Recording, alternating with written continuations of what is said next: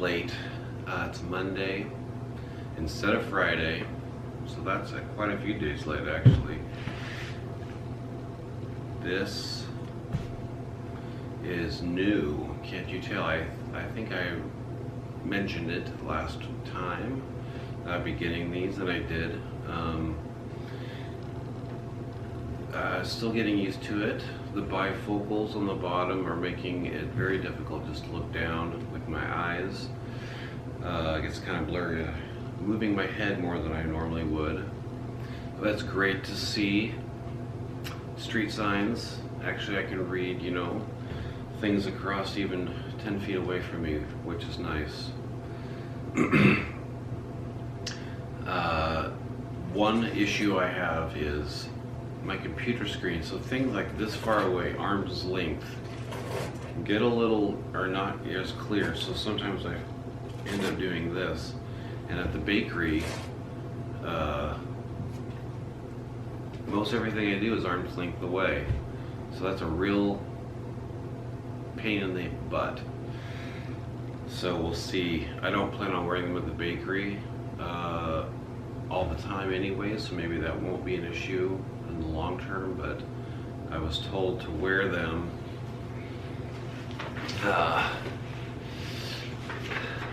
for a week without taking them off, so that's what I'm doing.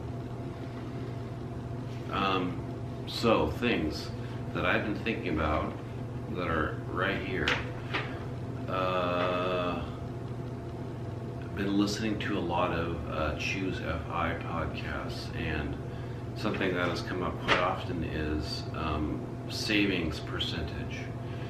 And I'm like, well, I know I save probably more than the average person because I don't spend a lot of money, but I was really curious, what is that? And let's say I found out what it was, and I'm like, wow, that's not nearly as much as I thought. Maybe I could maximize. Where is money just kind of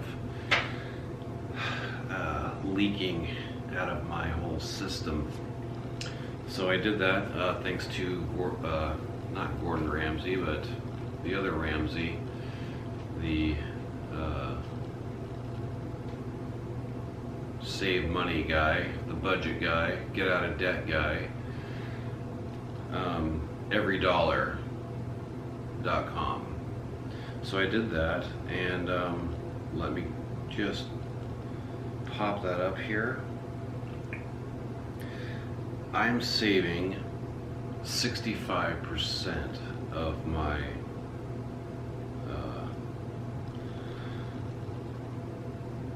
take home, my net. So one thing that's kind of hard to do is how I try to budget it as intelligently as possible, considering I just don't have, it's not all straight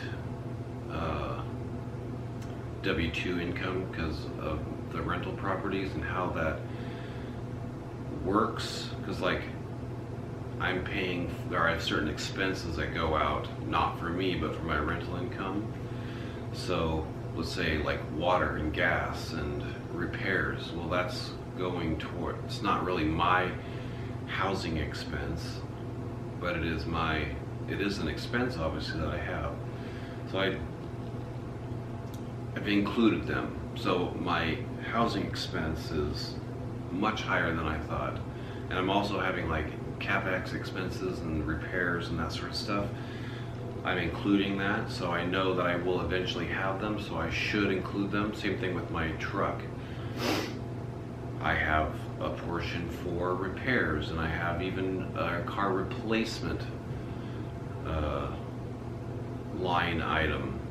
And so I think that's actually pretty realistic, because I don't want to have some this general fund of my emergency fund would be then eaten up by oh, I have to buy a new car now. I haven't saved up for it specifically, and so then that kind of gets lost in that whole general nebulous savings fund. So then it's really not savings because I know I'm going to have to spend it at some point. Anyways, my housing, is $1,500, which if I didn't have these rental properties, and I looked this up because this is leading somewhere. $1,500, I mean, that's ridiculous. $1,500 is a lot. I'd never spend that much money on rent or even a house payment. Transportation, so that's my truck, which is paid for, but I'm still budgeting almost $400 for that. And that's going to lead me into another thing, which I can give you a little preview of. This guy, lifestyle, $500, and I don't know why that's so high. It seems awfully high. I guess vacation is probably a big part of that, and I'm hoping a lot of that just kind of rolls over, and maybe we'll eventually can go into savings, because I am trying to increase that 65% savings rate. That's my goal, at least, but I was trying to be very generous up front so that I don't go over, and then actually tap into my 65% savings. Food, $175. This seems awfully high to me as well. Per month. I don't know if I clarified that. $150. Oh, so the food, that's just groceries and going out. But I've only done like $25 for restaurants and $150 for groceries. But like one thing I wanted to mention is that like in my housing, it would be even more if I would not have included, so I have my full payment, but the portion of it that is going to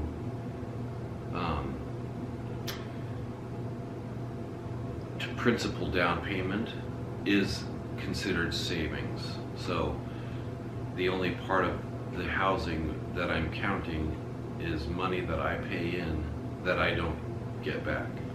So interest on my housing, insurance on my housing, property taxes on my housing, that's a housing cost that is basically just like renting. I don't ever get it. There's no benefit to me in terms of somehow I keep it. So then that led me to a kind of a discussion I had at work, was like, you know what? So I did this and I was like, you know what, I bet I could. I had a challenge. Could I live off of minimum wage? And I was like, you know what, I bet I could live off of minimum wage, have everything that I could possibly want, for sure need. That's absolutely true, and want.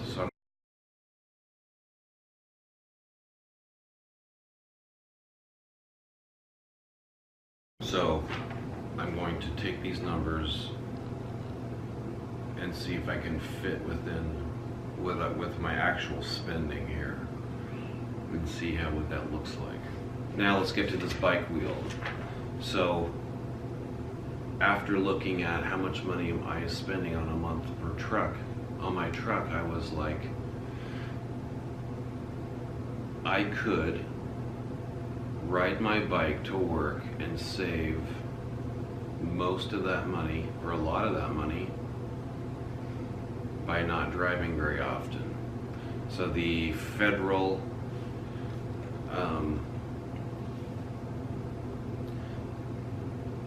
write-off amount per mile is 58 cents a mile. And I was like, well, that seems pretty generous, but it's probably fairly realistic too, because of wear and tear. If you just figure out gas, that's not completely accurate. So, but I want to commute to work every day. So it's 4.3 miles one way. So a round trip would be 8.6 miles times 5 days a week equals 43 miles a week. Not that much. Times, let's just do 50 cents a mile to be not quite completely generous. So that's $21.50 I could save a week by riding my bike to work. And so, but in order for me to do that, I think, well, I know that I've been thinking about getting an e-bike conversion kit. And so those are not cheap.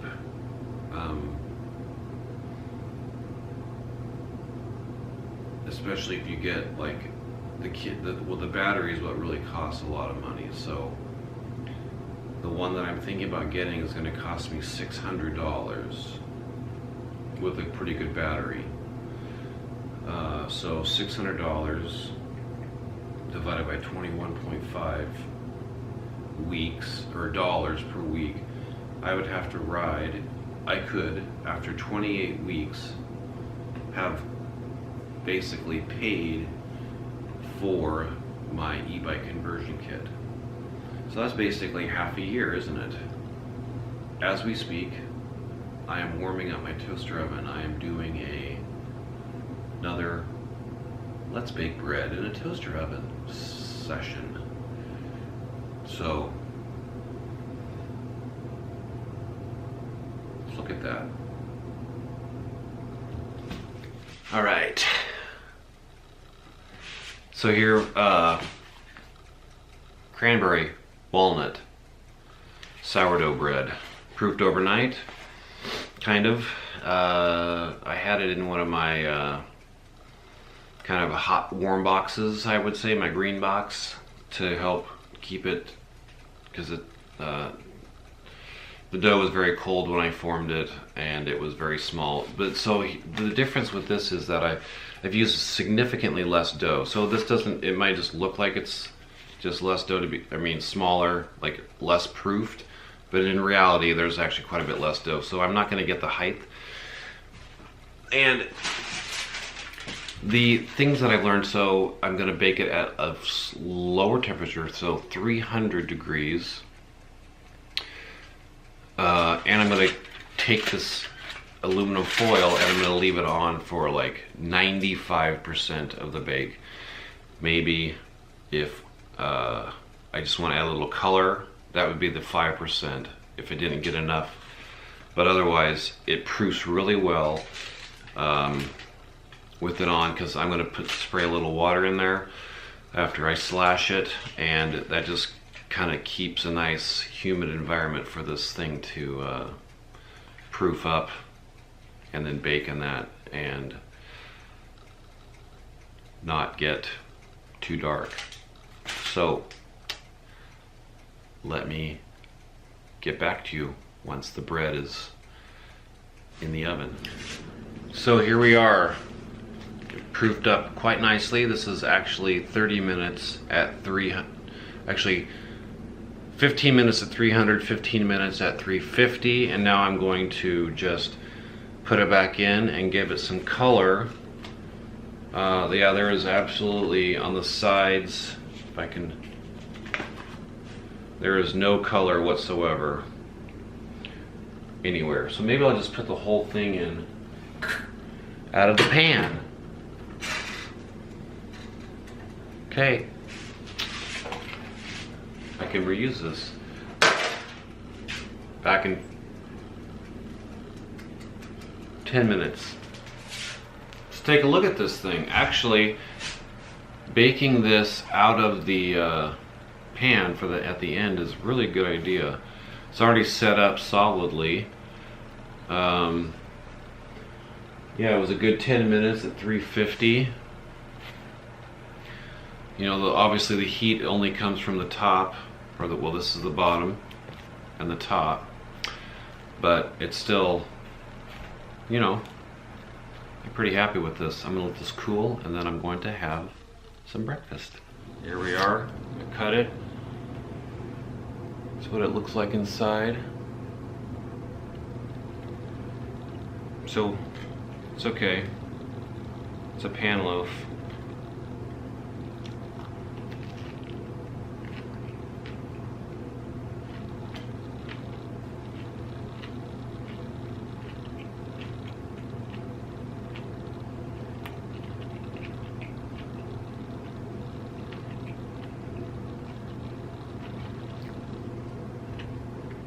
The walnuts and the cranberries really